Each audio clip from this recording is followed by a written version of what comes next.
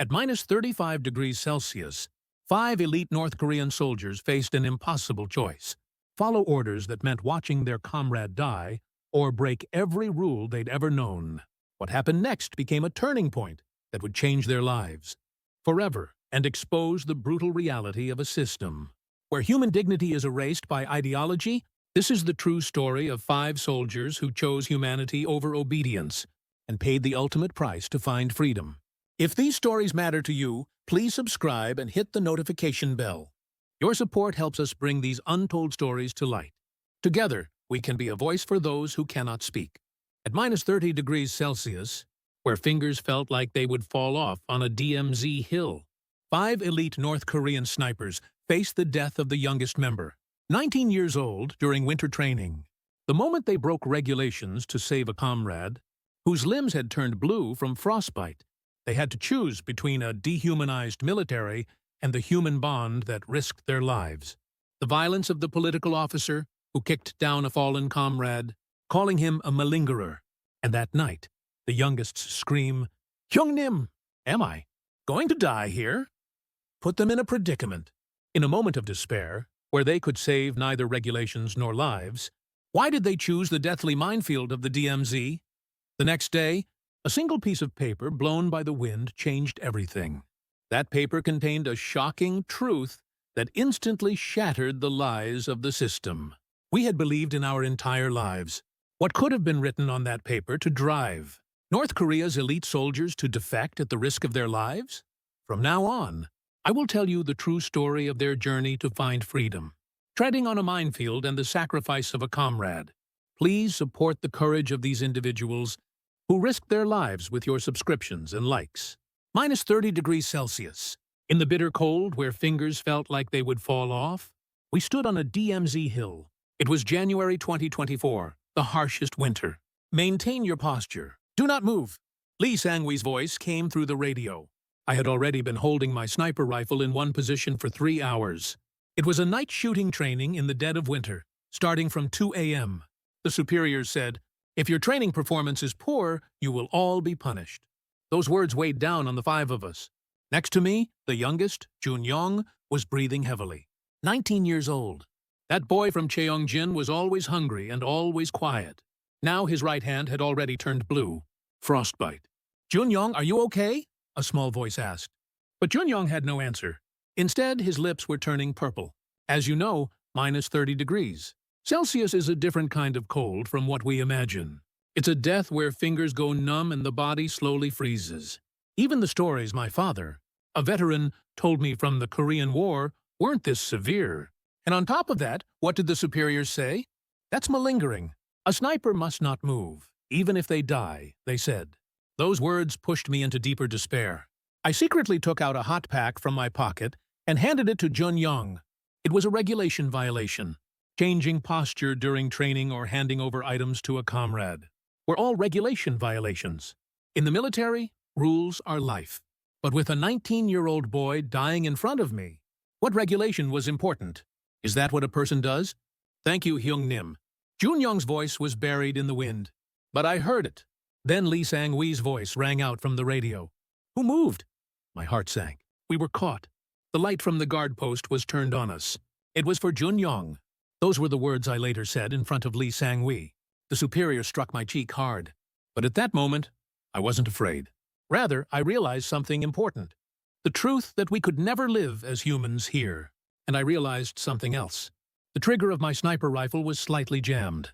A very small, silent, metallic sound. That night, that sound kept echoing in my ears. That small voice, which no one could hear, now that I think about it, seemed to have been telling us all of our fates in advance. A signal of death. On the frozen crosshairs, I realized for the first time, we are not human here. At that time, none of us knew that this realization would change everything. In the pitch-black darkness, we lay on the DMZ observation post. A night at minus 30 degrees Celsius. It was a night observation mission. Senior Kim Cheol-soo whispered, "Not to move, not to get caught by the sensors." We had to monitor the southern boundary line. Lee Jun-young was holding a telescope next to me. Lee Jun-young looked a bit more stable than yesterday, but that was only for a moment. "Senior," Lee Jun-young's whisper was heard. There was a strange tremor in that voice. It was a signal that something was wrong. Senior, my hand. When I grabbed his hand, it was already a dead hand. The coldness of life completely drained, colder and heavier than ice. At that moment, Lee Junyong fell as he was. He fell, stretching out from the observation posture. I screamed, but a louder voice came down, pressing me down. Do not move! It was Political Officer Han, a lieutenant colonel. He was the one monitoring our company. The lieutenant colonel saw the unconscious Lee Junyong. He approached. That's malingering. It's because his ideology has rotted, the lieutenant colonel shouted. He kicked the unconscious Lee Junyong. His body rolled across the snowfield. His hands and feet had turned blue. Frostbite. All stand at attention. It was an order. We could not move. Because of the regulations. The superior's order was absolute. Even if it was an order close to murder. But what I couldn't bear was not that order. Lee Junyong's eyes opened. He had regained consciousness. Those small eyes opened and looked at me, and his lips moved. Hyung Nim, am I going to die here? Those words broke me. A 19-year-old boy, facing death, asked the person he called Hyung, wanting to confirm if he was really going to die here. I couldn't bear it any longer. Kim Cheol-soo and I, ignoring the regulations, hugged Lee Junyong. We wrapped him with our entire bodies. We shared our body heat. I couldn't let go of that small hand asking to be saved. You will all be investigated. The lieutenant colonel's threat was heard, but we were no longer afraid of such threats. Punishment, camps, or death no longer scared us. The only thing we truly feared was abandoning our comrade dying right in front of us. Even now, I think of that night. On snowy days, I see that child's face. The small mouth asking, "Brother, am I dying here?" That drove us to defect. The next morning, we were still on the hill. Lee Junyong was moved to the medical facility. No one thought he would survive. The snow continued to fall. We received another observation mission. Training continued even as Lee Junyong was dying. Then it happened. Choi Dong-hyuk shouted. He had a piece of paper in his hand. It had been blown by the wind. It was a leaflet from the south. We all saw that paper. The world had changed. There was a photo of instant noodles. Noodles we had never seen in our lives. White rice, fried eggs, meat. It was the meal of a South Korean soldier. There were numbers, too. Salary. It said it was the salary of a South Korean soldier. That number was more than we could earn in a year of work. And there were words. It said no soldier dies from the cold. There is heating in the South. There are enough clothes. There is medical care. Everything was a lie. The world we knew was a lie. We were living on lies. Choi Dong-hyuk tried to tear that paper. Choi Dong-hyuk still wanted to believe. He wanted to believe in the system, but his hand was trembling. The hand tearing the paper trembled. It was not a hand tearing a lie. It was a hand trying to deny the truth. I grabbed his hand. I picked up that paper. There was another leaflet that Lee Junyong had kept in his arms. I had taken it out and put it in my pocket when I saw it last night. And now another one had fallen. 2 leaflets. They changed us. Lee Junyong's voice came to mind. That small voice that had been in our arms last night. He said if we stayed here, we would all die. He said we had to escape. I spoke the word. Defection. That word shook the air. Kim Cheol-soo lifted his head. Jung Ho-gun closed his eyes. Choi Dong-hyuk was still holding the paper. Tears welled up in his eyes. Choi Dong-hyuk muttered. He said if we stayed here, we would die. And if we left, we would also die. Then he asked, which path is the path to survival? That was the first question we asked. And the answer to that question was already within us. Choi Dong-hyuk slowly put the paper back in his pocket. He didn't tear it. He secretly held it in his arms. We could no longer return. From that moment, our legs were already walking towards the DMZ. There was no way back. There was only a path forward. The blizzard began at 8 o'clock at night, minus 35 degrees Celsius. Visibility was completely cut off. We knew this was our last chance. We slipped out of the guard post. Jung Ho-gun cut the fence. With a hacksaw we had prepared in advance. Everyone held their breath, afraid the sound would be heard. But the huge noise of the blizzard covered everything. Nature was helping us. When the fence was cut, we moved. Kim Cheol-soo went first. We knew the path of the landmines. We followed the path Lee Sang-woo had walked during his patrol. Lee Junyong should have been with us. But he was in the medical facility. We abandoned him. We knew how great a sin that was. Jung Ho-gun gestured. To go down to the low ground. We lowered ourselves into the snow. We moved forward, holding onto rocks. At that moment, we heard an explosion. Jung Ho-gyun had stepped on a landmine. His scream was heard in the blizzard. Or it seemed like it was heard. We couldn't go to him. If we moved, more landmines would go off. "Go! Keep going!" someone shouted. It was Jung Ho-gyun. He was alive. His leg was blown off, but he was alive. "Don't worry about me. Go, hurry!" We went. It was the most terrible decision, leaving behind a friend of the same age. But if we stopped, we would all die. Kim Chul-soo led the way. Choi Dong-hyuk and I followed behind him. We struggled through the snow, holding hands, pushing each other forward. The cold was extreme. We felt our faces freezing. It was hard to breathe. It felt like our lungs would freeze. And then another explosion was heard. Kim Chul-soo fell, our senior, the one who had led us. He had stepped on a landmine. "Keep going. Go." His voice was weak, but we already knew. He was sending us away, trying to fulfill his duty as a soldier until the last moment. We grabbed Jung Ho-gyun's hand, our friend who had lost a leg. But he was alive. We supported him. We put his arm around our necks. Two of us carrying one person. We moved through the snow. We heard Jung Ho-gyun's groans. But we couldn't stop. If we didn't move, we would all have died. And then another explosion was heard. Kim Chul-soo fell, our senior, the one who had led us. He had stepped on a landmine. This time there was no escape. "Go, keep going. Go." Kim Chul-soo's voice was already tinged with death. But we knew he was sending us away, trying to fulfill his duty as a soldier until the end. We ran, supporting Jung Ho-gyun. Holding hands, lifting Jung Ho-gyun's body, we moved forward. We saw the fence of the DMZ, the southern fence. That was the boundary of freedom. We crossed the barbed wire fence. We passed Jung Ho-gyun's body first. Our hands were bleeding. But we crossed. We stepped onto the southern territory. When we looked back, all we saw was a snowstorm. On the path we had come from, our comrades remained. Lee Jun-young, left alone at the medical post. Senior Kim Chul-soo, dying from his injuries. And the three of us survived. One lost a leg but survived. Supporting Jung Ho-gyun, with our hands covered in blood. We knew we weren't safe yet. Explosions continued to be heard from behind. The North Korean army was pursuing us. At that moment, a louder explosion was heard. It was a shell. The South Korean army was responding. The artillery unit, which had been on standby at the South Korean army outpost that had gone on alert due to the sound of the mine explosion, moved swiftly, shells tearing through the sky. It was to repel the hand of death aimed at us. "Get down!" someone shouted at us. A South Korean soldier. We lay down in the snow, hugging Jung Ho-gyun. The shell passed over us, the sound of it tearing through the sky. Shells flying towards the North Korean army. The South Korean army was protecting us. "Here! Over here!" Choi Dong-hyuk shouted. He waved his hands. To prove that we were human, South Korean soldiers came running, with guns, wearing bulletproof vests.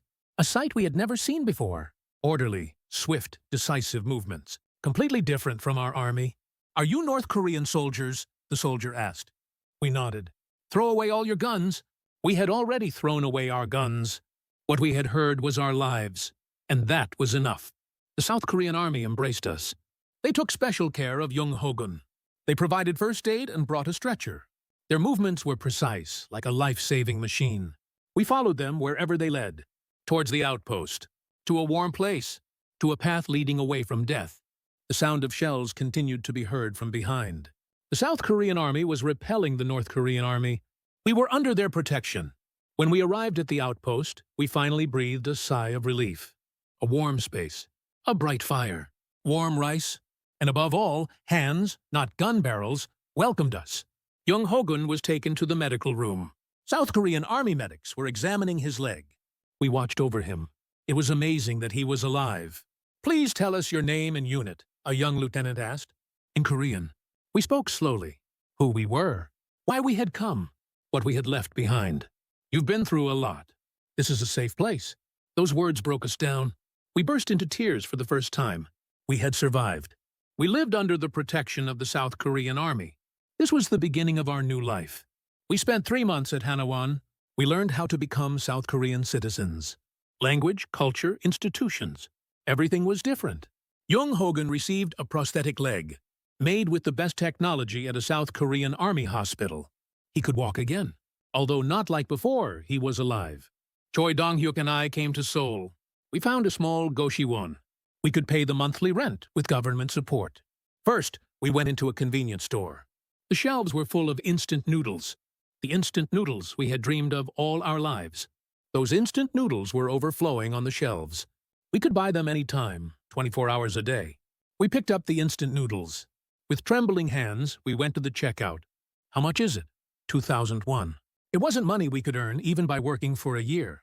2,001 a price we could buy and eat any time at a convenience store.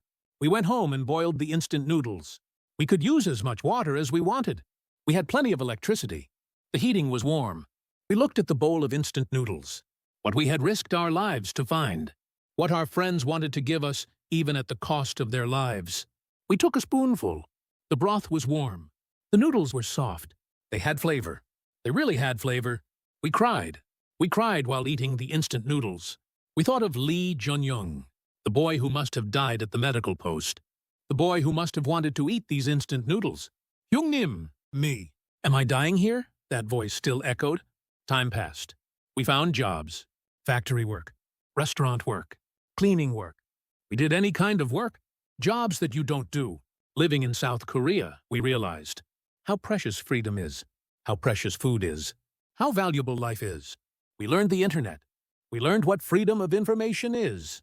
We searched for North Korean news. We searched for news about the medical post. We searched for what happened after crossing the mountain.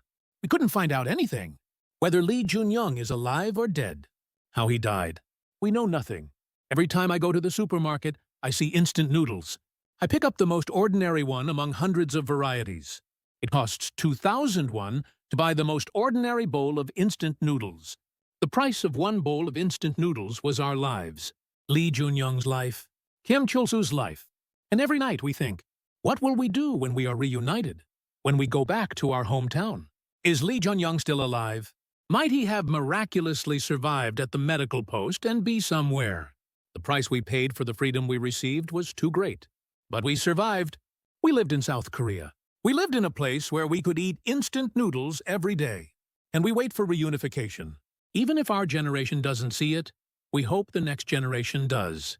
A day when, like Lee Jun-young, we can eat a warm meal in our hometown. Right now, I am writing this story in a cafe in Seoul.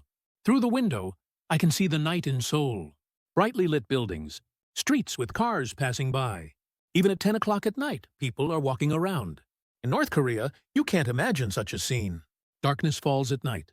Because there is no electricity, I am afraid of the night. But for a different reason than here. At 10 o'clock at night, you can go to the convenience store.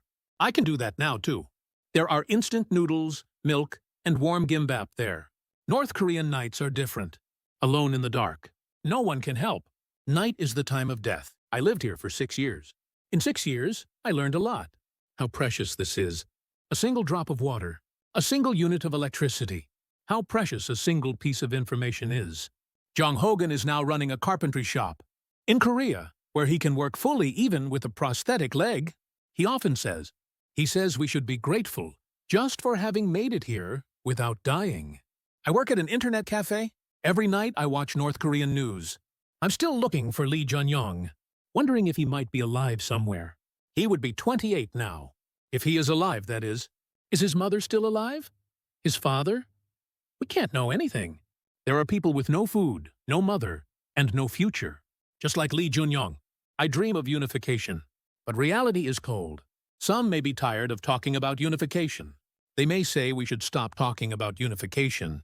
But I want to say, if unification happens, people like Lee Jun-young will be able to eat a warm meal at home. They will be able to buy and eat instant noodles comfortably. My name is Kim Jun-ho. I am a North Korean defector. I am the only survivor among the 5 soldiers who crossed the DMZ. That night, we were together. In the face of death, we were together. That is what saved us. Now we must join hands together. No longer divided by the pain of division, we must come together with the dream of unification. The price of a bowl of instant noodles was the cost of our 5 lives. Only 3 of us survived. That is why I am sharing this story with you. Your subscriptions and likes can be a hope for our compatriots trapped in silence. Thank you.